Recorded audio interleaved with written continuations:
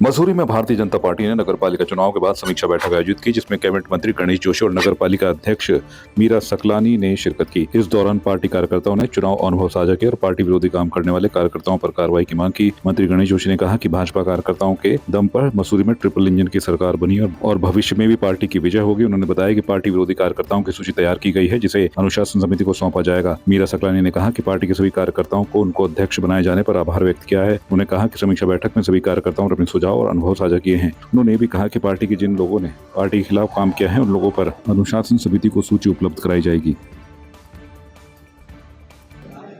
Bharatiya Janata party विश्व की number 1 राजनीतिक पार्टी है। भारतीय जनता पार्टी एक कार्यकर्ता आधारित पार्टी है। आज भारतीय जनता पार्टी का नेता नरेंद्र मोदी विश्व का नंबर 1 नेता है और हम सौभाग्यशाली हैं कि हम उस पार्टी के कार्यकर्ता हैं और आज इन्हीं कार्यकर्ताओं के दम पर ट्रिपल इंजन की सरकार मसूरी में बनी है। मीरा हमारी चेयरमैन बनी है। उसकी समीक्षा के लिए और भविष्य में हमारी क्या रणनीति रहे कि हम और मजबूती के साथ, क्योंकि आने वाले समय में विधानसभा के चुनाव आएंगे, फिर लोकसभा के चुनाव आ जाएंगे, इन सभी विषयों पर एक समीक्षा बैठक यहाँ पर की गई। कुछ कार्यकर्ताओं के सुझाव आए हैं। उन सुझावों को आत्मसात करते हुए हम आगे बढ़ेंगे और भारतीय जनता पार्टी को आगे बढ़ाएंगे। ये संकल्प यहाँ पर कार्यकर्ताओं ने लिया। विरोधी काम किए गए हैं उन पर एक्शन लिया। देखिए, पार्टी का एक हमारी अनुशासन समिति है। प्रत्याशी के माध्यम से, यहाँ के अध्यक्ष के माध्यम से जो शिकायत आएगी अनुशासन समिति के माध्यम से उस पर कार्रवाई होगी। पहले तो कार्यकर्ताओं का धन्यवाद कि कार्यकर्ताओं ने के बदौलत आज नगर पालिका में भारतीय जनता पार्टी के अध्यक्ष आई हैं, सभासद आए हैं और ये चुनाव की समीक्षा बैठक थी और बैठक में सभी कार्यकर्ताओं ने अपने सुझाव दिए हैं।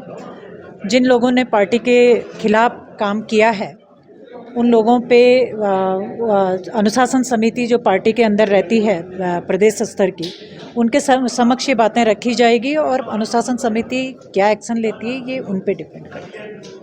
उत्तराखंड में फायर सीजन घोषित होने के बाद बागेश्वर में भी वन विभागाधिकारी ध्रुव सिंह मातोलिया ने प्रेस ब्रीफिंग करते हुए वन विभाग की फायर संबंधित तैयारियों से अवगत कराया है। वनाग्नि से निपटने के लिए बागेश्वर के आरक्षित वन और सिविल वनों सहित वन पंचायती वनों को अलर्ट मोड में काम पर रखा गया है। साथ ही वनाग्नि पर रोकथाम के लिए ग्रामीण स्तर पर जागरूकता अभियान भी चलाया जा रहा है। डीएफओ ने जानकारी दी कि 31 cruise station, 124 fire cruise station भी वन कर्मचारियों के साथ तैनात है। पिछले वर्ष की तुलना में 2025 में कम वनाग्नि की घटनाएं हो, इसके लिए संवेदनशील और अति संवेदनशील वनों को चयनित करके फायर से निपटने के इंतजाम किए गए हैं। देखिए, जिस हिसाब से ग्लोबल वार्मिंग हो रही है तो अग्नि दुर्घटनाएं जन सहभागिता से तो कमी आनी चाहिए, लेकिन जहां तक वातावरण के हिसाब से हो या टेम्परेचर बढ़ने के हिसाब से तो इसकी संभावनाएं काफ़ी ज़्यादा है। उसके लिए हाँ, मैंने अभी आप लोगों को बताया कि हम लोगों ने सेलेक्ट किए हुए जहाँ पर अग्नि दुर्घटना के लिए काफ़ी संवेदनशील है, उसको हम लोग बिल्कुल निस्तेज से उस एरिया में गश्त बढ़ा। वन विभाग हर कोने तक पहुंचने की आग बुझाने का काम करेगा, चाहे वहाँ पर पैदल जाना पड़े, चाहे किसी भी संसाधन से जाना पड़े, वो हमारी ड्यूटी है, हमारी ड्यूटी में आता है। हम लोग त्वरित उसमें कार्रवाई करेंगे। उसके बारे में तो ज़्यादा ग्रामीण नहीं बता पाएंगे, लेकिन हमारा प्रयास है कि ग्रामीणों के साथ मिल के आग बुझाएँ और आगे नहीं, हम लोग पर्यावरण संरक्षण में उनकी जितनी ज़्यादा भागीदारी कर सकें वो हमारा कार्यक्रम जारी है।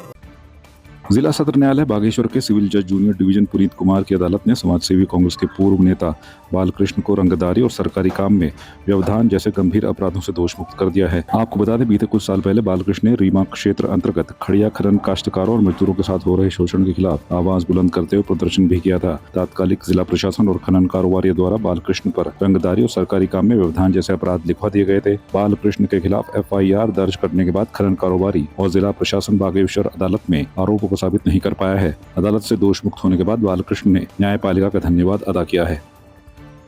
देखिए, मैं कोर्ट का बहुत बहुत आभारी हूँ, जो उन्होंने निष्पक्ष एक सच्चाई जो सामने रखी है, आज मुझे जो दोष मुक्त किया है। मैंने पहले भी कहा था, जो मुझ पर लगातार 3 मुकदमे दर्ज करवाए गए थे और 9 धाराएं मुझ पर लगवाए गए थे, वो एकदम गलत थे।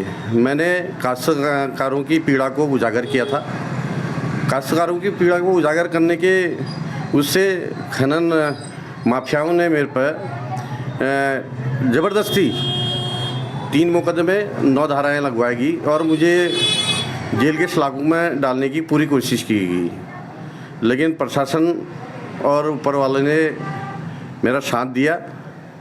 मुझे तो 2 दफ़े माननीय हाई कोर्ट भी जाना पड़ा और फिर यहाँ जो आज निर्णय दिया गया है, हमारे विद्वान अधिवक्ता हरीश जोशी जी ने उसमें पैरवी की और जज साहब ने उसमें न्याय किया। मैं उनका तहे दिल से आभार व्यक्त करता हूँ। आपकी इस पर क्या राय है, हमें कमेंट कर जरूर बताएं। इसके साथ ही आप हमारे YouTube चैनल को सब्सक्राइब कीजिए। आप हमें Facebook, Instagram, Twitter पर फॉलो भी कर सकते हैं और संवाद 365 के साथ एक क्लिक में जुड़ने के लिए डाउनलोड कीजिए संवाद 365 ऐप।